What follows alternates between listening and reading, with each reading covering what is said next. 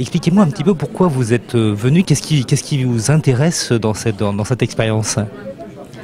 Alors, ce qui m'intéresse dans cette expérience, c'est j'allais dire subir, c'est un petit peu dur. Oh là, ça a l'air difficile là. Non, mais on va dire de me voir imposer un sujet, ce qui est, on va dire, une donnée assez classique, je pense, chez un journaliste, même s'il défend des sujets, mais très souvent, je pense que l'actualité s'impose. Donc moi, généralement, je fais exactement l'inverse, j'ai absolument aucun sujet qui s'impose à moi.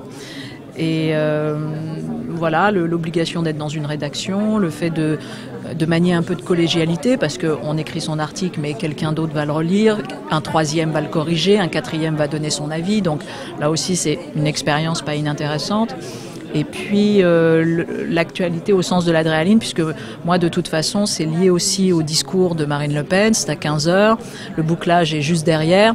Donc il faut voir aussi comment ça s'insère et pas faire l'article avant l'événement, si j'ose dire. Alors vous êtes philosophe, vous avez généralement le temps de la réflexion qui est nécessaire pour un philosophe, et puis là vous êtes dans l'urgence absolue. Oui, là on est dans l'urgence, avec ce petit bémol qui est que l'exercice est quand même exceptionnel, dans le sens où on n'attend pas un journal Les Échos de type classique. Et donc il y a quand même cette feinte possible avec le fait que mon papier, bien évidemment, ne sera pas que factuel, comme pourrait l'être éventuellement un papier de journaliste où il serait enserré, entre guillemets, par l'événement. Là, on me demande aussi d'ouvrir, et donc voilà, il y a quand même pas mal de liberté.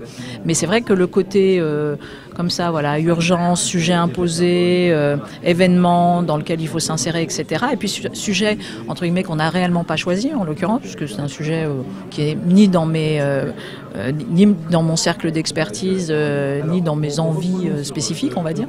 Bon, on va voir, ça va être rigolo. Bon courage.